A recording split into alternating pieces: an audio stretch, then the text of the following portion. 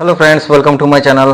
दोस्तों, आज हम बात करने वाले हैं बाल झड़ने की समस्या के बारे में, मतलब हेयर फॉल के बारे में।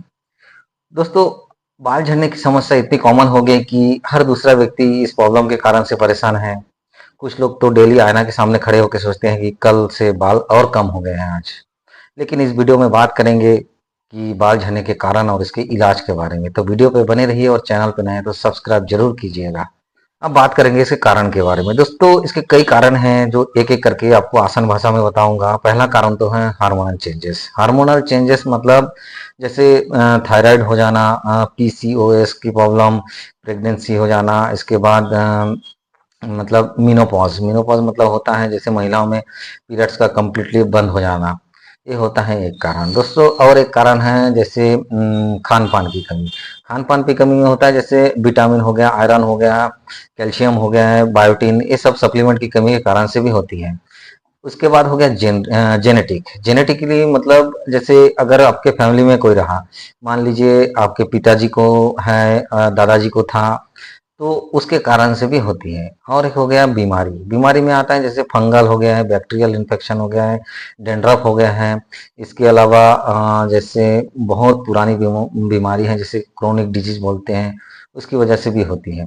इसके अलावा हो गए दवाइयाँ। दवाइयाँ अगर आपको कोई दवाई चल रही है, जैसे कीमोथेरेपी वाला दवाई चल रहा है, डायबिटीज वाला दवाई चल रहा है, या तो कुछ स्टेरॉयडल दवाई रहते हैं जो बाल झड़ाती है। तो ये हो गया दवाई के बारे में। अब बात करेंगे हेयर केयर। हेयर केयर मतलब इसमें होता क्या है, जैसे कुछ लोग होते हैं बाल में कलरिंग करवाते रहते हैं, हर 2 दिन में कलर करवाते हैं। कुछ केमिकल वाला शैम्पू भी इस्तेमाल करते हैं, तो इसके कारण से भी बाल झड़ते हैं। तो ये हो गए कारण। अब बात करेंगे आगे इसके लक्षण के बारे में। दोस्तों, बाल झड़ना खाली बाल गिरने का नाम ही नहीं है, इसके और भी संकेत होते हैं। जैसे रोज 100 से ज्यादा बाल गिर जाना, माथे का लाइन पीछे पीछे खसक जाना, इसके अलावा जैसे माथे पे गोल गोल बन जाना जहाँ से बाल झड़ चुके हैं, इन्फेक्शन हो जाना, डैंड्रफ हो जाना, ये सारे लक्षण इसमें दिखते हैं। तो दोस्तों, इसके बाद बात करेंगे इसके कुछ घरेलू उपाय जो आप कर सकते हैं और आपको करना ही है। पहला तो है आपके नारियल तेल में नींबू या तो मेथी का तेल मिला के उसको मालिश करना है।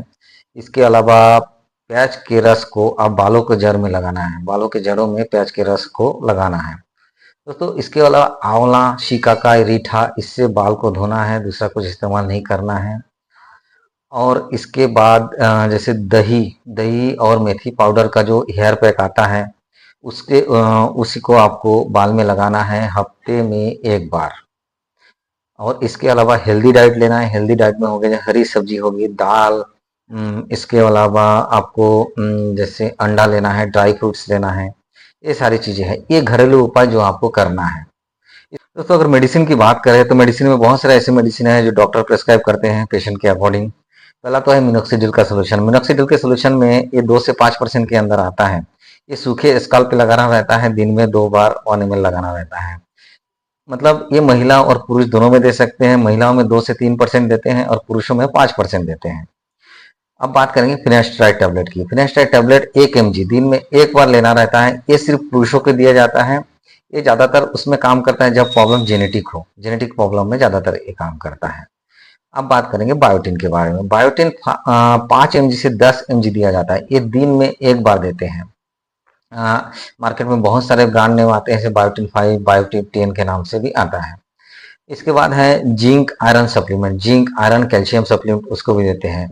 इसके बाद आयरन की बात करें तो आयरन सप्लीमेंट में जैसे फॉलिक एसिड का टैबलेट हो गया, साथ में फेरासस्कोर्बिट रहता है। उसमें फॉलिटास हो गया, फॉलबिट 5 mg हो गया है, दिन में 1 टैबलेट लेना रहता है। तो एक जिंक का टैबलेट भी देते हैं जो दिन में 1 बार लेना रहता है, जिंक का टैबलेट। इसके बाद बात करेंगे एक एस्ट्रोडल इंजेक्शन रहता है। एस्ट्रोडल इंजेक्शन मतलब इंट्रालेशनल इंजेक्शन रहता है। ये डॉक्टर 3 से 4 हफ्ते में एक एक बार इसको लगाते हैं। इसके बाद एक हो गया लेजर थेरापी। लेजर थेरापी में क्या करते हैं, ये ब्लड सर्कुलेशन को बढ़ाता है और हेयर ग्रोथ को स्टिमुलेट करता है। और एक परमानेंट सोल्यूशन है दोस्तों, ये हो गया हेयर प्लांटेशन। हेयर प्लांटेशन में हेयर को मतलब रिप्लेसमेंट करके हेयर को ग्रोथ किया जाता है। एक परमानेंट सोल्यूशन रहता है। और एक आरआरपी थेरेपी भी रहती है। तो हेयर फॉल को रोकने के लिए कुछ उपाय हैं जो आपको रेगुलर फॉलो करना है। पहला तो है, आपको केमिकल वाला शैम्पू इस्तेमाल बिल्कुल नहीं करना है। आपको माइल्ड शैम्पू इस्तेमाल करना है। हीटिंग स्टूल का इस्तेमाल नहीं करना है। कुछ लोग बाल में हीट करवाते हैं, उसको बिल्कुल नहीं करवाना है। नींद पूरी लेनी है, टेंशन बिल्कुल नहीं लेना है, खाने पीने में ध्यान देना है, हेल्दी डाइट हमेशा लेना, धूल पॉल्यूशन से बाल को बचा के रखना है। तो दोस्तों, ये थी कुछ जानकारी बाल झड़ने के बारे में, हेयर फॉल के बारे में।